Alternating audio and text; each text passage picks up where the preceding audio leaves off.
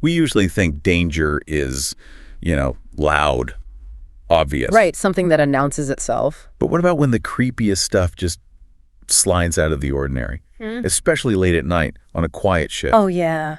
It's a totally different feeling. Familiar places suddenly feel off, alien almost. And those basic instincts, the ones we barely notice day to day, they just flare up. That's exactly what we're getting into today. This is a deep dive into two pretty chilling true stories from one of our listeners. Both happened during night shifts.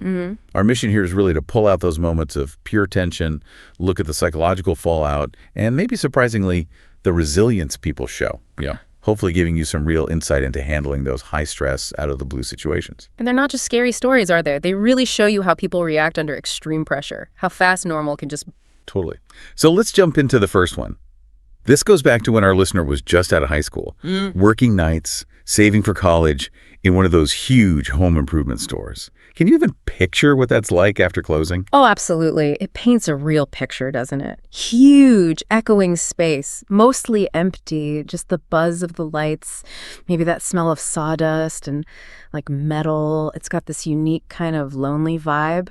And it's in that specific quiet that Hannah, their coworker, comes up to them. And Hannah's clearly spooked. Yeah. The listener says she was tight-lipped, shoulders stiff, kind of scanning the aisles like she was expecting something. She tells this story about being in the plumbing aisle and this, quote, big guy, older with a greasy baseball cap and a stare that made her skin crawl, approached her. And that's where it starts, doesn't it? So subtly. Right. He asks for help, which is normal, but then he just hangs around. Right. He wouldn't leave. Yeah. Yep. Every time Hannah tried to move away, he'd ask something else. And the questions got weirder, more personal. He just watched her, followed her through the store for, 45 minutes? 35 minutes. That's wow. That's ages when you feel watched like that. A lifetime. Until she finally ducked away and lost him. So our listener hears this, instantly gets that feeling of dread from Hannah, and decides, okay, I need to run interference. Smart move. Yeah, grabs a clipboard, pretends to do inventory, and starts walking the back aisles with Hannah, just, being there. And what's really interesting is how the listener's own radar goes up. At first, they don't see anyone. But Hannah insists she still feels him there, that nagging feeling. That gut instinct. Exactly. It puts our listener on high alert, too. And then maybe 20 minutes later, Hannah's starting to maybe relax a bit, and boom, our listener spots him. Where was he? Lurking, as they put it, at the mouth of an aisle half shielded by the end cap display. Big guy, mid-50s, slumped shoulders but broad chest, wearing a windbreaker. The listener got the sense he was jacked beneath that jacket, big arms. And the stare. Just fixed on Hannah, unblinking. The listener said his whole body was tense, like he was just waiting. That's sustained focus. It turns a public place private, almost predatory. So our listener keeps a neutral face, walks right past him, putting themselves between Hannah and this guy. Then quietly tells Hannah, hey, let's head back to customer service. He's here. Just walk. Now. And Hannah just goes. Yeah, turns stiffly, walks fast, doesn't look back. And the listener faces him. Turns back, clipboard like a shield, try not to shake, forces a smile. You need any help finding anything, sir? What did he do? Just stared. Didn't blink. Then this weird twitch, like a grimace or a sneer, looked like he wanted to say something, but didn't. He just turned and walked away. Wow. Silent intimidation. Listener felt like a damn gunslinger, they said. You can feel the adrenaline dump. Oh, I bet. Huge relief. Yeah, they thought, okay, scared him off. Good. Yeah. But that wasn't the end of it. Oh, yeah. An hour later, store's locked, most people gone. Listener steps outside into the parking lot. It's cold, sharp air. Yep. And that's when the real alarm bells go off. That lizard brain fight or flight thing they mentioned. What did they see? Far edge of the lot, where employees aren't supposed to park, a single car. Beat up old sedan idling low. And inside? Let me guess. Yep. Dim dashboard lights, barely visible. Same guy, just sitting there, waiting. Oh, that sends a chill right down your spine. Just waiting. Absolutely. Yeah. Listener doesn't hesitate. Makes a beeline straight for the strip mall security office, just a few doors down. Good call. Tells the guard what happened. Yeah. The guy following Hannah, the weird vibe, and I just sitting out there in the dark. The guard was kind of skeptical at first, Heard it all before, probably. Right. But as the listener kept talking, you could see the guard's expression change. Concern. So the guard checks it out. Drives his little cart out towards the sedan. They watch. Tense few seconds. Then the guy just starts his engine. Doesn't peel out, just pulls away slowly.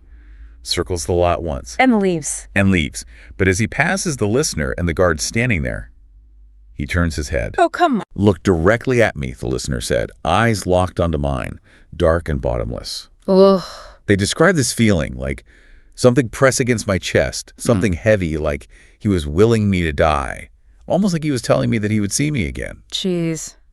That's more than just creepy. That's violating. And the security guard, Oh. he totally backed up that feeling. Came back and said, yeah, that guy was definitely off. Did he say why?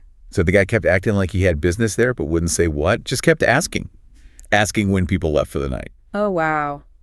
And the guard's final thought, that guy wasn't just loitering. He was definitely waiting. Waiting for Hannah, waiting for the listener. We don't know. But that uncertainty is terrifying in itself. It really hammers home how much you need to trust that gut feeling, that lizard brain. It's not just paranoia. It's picking up on subtle cues that something is deeply wrong. Absolutely. And you can imagine the impact. Listener was paranoid for days, checking mirrors, taking different routes home. They started leaving work with someone else. Manager had security do extra patrols. And Hannah, she changed her entire schedule, got off night shifts completely. I don't blame her. That kind of quiet potential threat, it lingers. It shows how quickly a safe space, a workplace, can feel incredibly vulnerable, especially after dark.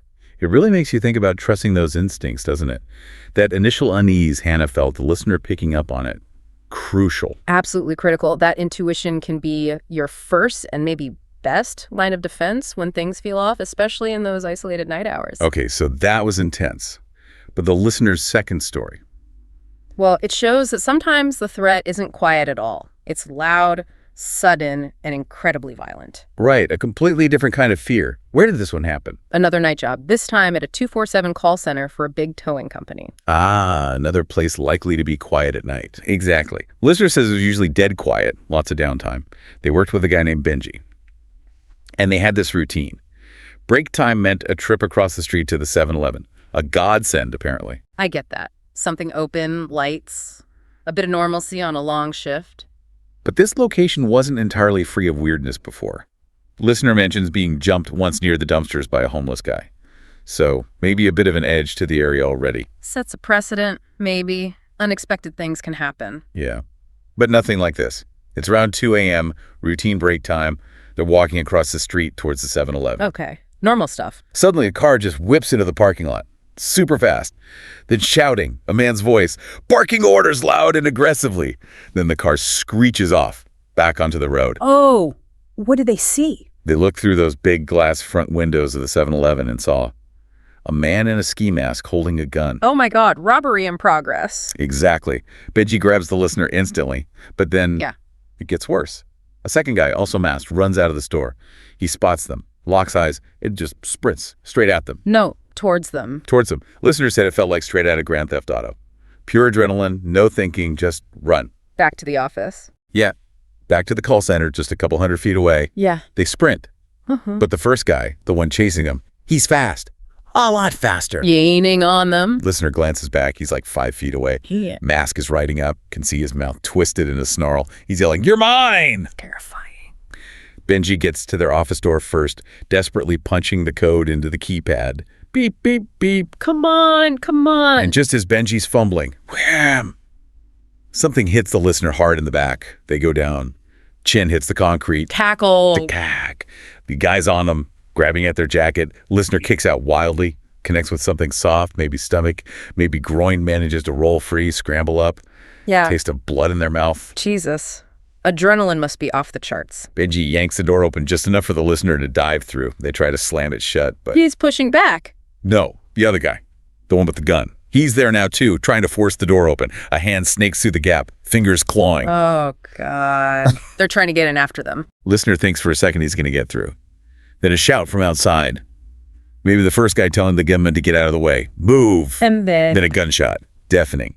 Listener feels the impact in their chest like an internal punch. What? Were they hit? No, just the shockwave, the concussion through the door maybe. The gunman curses, pulls back for a split second, long enough for them to slam the door shut. Locked. Oh, my God. Save. For a second. Then the guy outside starts pounding on the door, punches the glass, then shoots the keypad. bang! They're really trying to get in. Yeah. Listener sees his silhouette through the cracked glass, just radiating rage. They realize, we're fish in a barrel here. What do they do? Run. Deeper into the office, past all the empty desks, to the secure back office.